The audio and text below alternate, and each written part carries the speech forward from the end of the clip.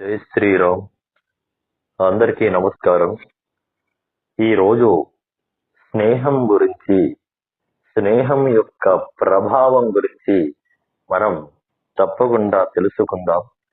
మొట్టమొదటిసారిగా రామస్వామి గారి గురించి మాట్లాడుకుందాం.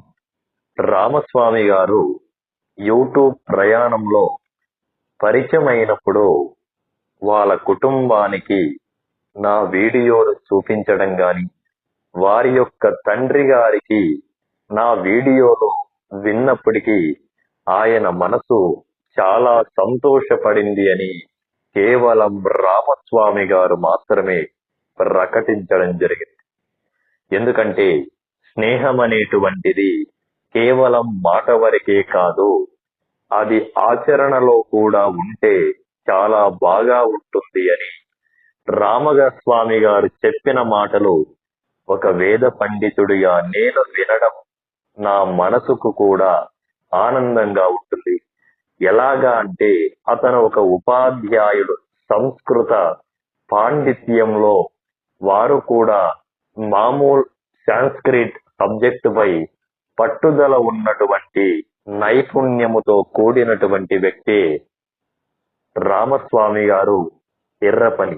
కాబట్టి రామస్వామి గారు నాకు చెప్పే విధి విధానాలు కానీ, రామస్వామి గారు యూట్యూబ్ లో చెప్పే సపోర్ట్ విషయాలు కానీ నాకు చాలా సంతోషానికి, ఆనందానికి అద్భుతమైనటువంటి ఈ ప్రకటన విభాగములు. ఇకపోతే రామస్వామి గారి తద్వారా రాజు గారు అని, అంటే రాజుగారు ఖడ్గముతో తన యుద్ధాన్ని ఎలా ప్రకటిస్తాడు, ఆ యొక్క విధముగా చిరునవ్వులతో అందరినీ తాను లైవ్ కు పిచ్చేసినప్పుడు ఆనందదాయకంగా అద్భుతకరమైన విషయాలతో మాట్లాడుతూ ఉంటారు.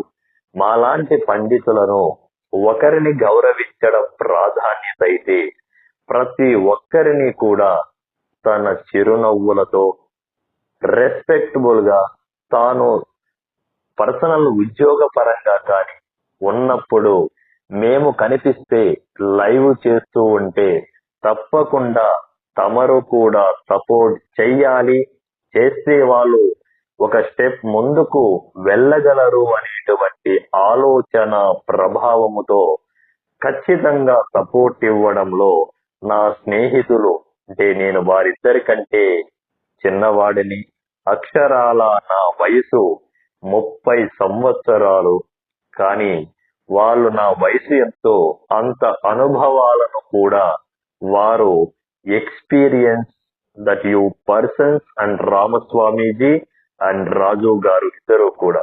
కానీ ఇలాంటి స్నేహ బాంధవ్యం ఒక పండితుతో ఏర్పడినప్పుడు అది ఇంకా చెప్పలేనటువంటి సమస్త ఈ భూమండలములో ఎంతో ఆనందంగా అగుపిస్తుంది అండి.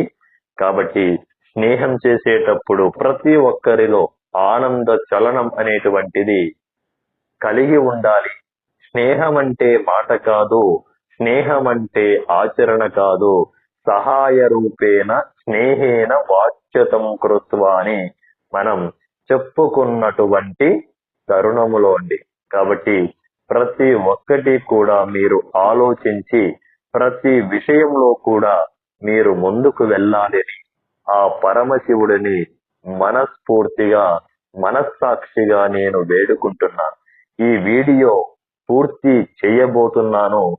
మీ అందరికీ ఒక మాట చెప్తున్నాను, దయచేసి ఎక్కడైతే స్త్రీలు ఉంటారో లైవ్ చేయనివ్వండి. వారి ఛానల్స్ కి వెళ్ళి బ్యాడ్ కామెంట్లు పెడుతూ ఒకరిని ఇబ్బంది కలిగిస్తే భగవంతుడు మీకు ఎటువంటి పరిస్థితిని ఇస్తాడో అది నేను చెప్పనక్కర్లేదు, పండితుడిగా నేను చెప్పకూడదు కూడా. అటువంటి ప్రాబ్లమ్స్ మీరు కూడా ఎదుర్కోవడం జరుగుతుంది. కాబట్టి దయచేసి స్త్రీలను గౌరవించడం నేర్చుకోండి. స్త్రీలంటే ఎవరనుకుంటున్నారు? ఒక తల్లి. మన కుటుంబంలో అమ్మాని పిలుపునిచ్చే తల్లి లాంటిదే.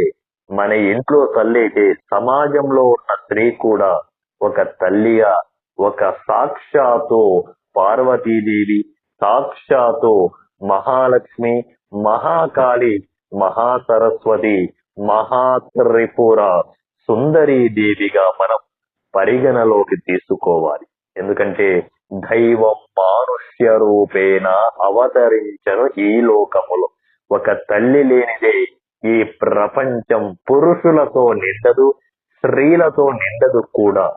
ప్రతి ఒక్కరూ గుర్తించుకోవాలని, దయచేసి బ్యాడ్ కామెంట్లను చెయ్యకుండా మీ తల్లిని ఎలా మీరు అభినందిస్తారో తల్లి స్థానములో ప్రతి స్త్రీని కూడా గౌరవించవలసిందిగా నేను విజ్ఞప్తి చేస్తూ జై శ్రీరామ్.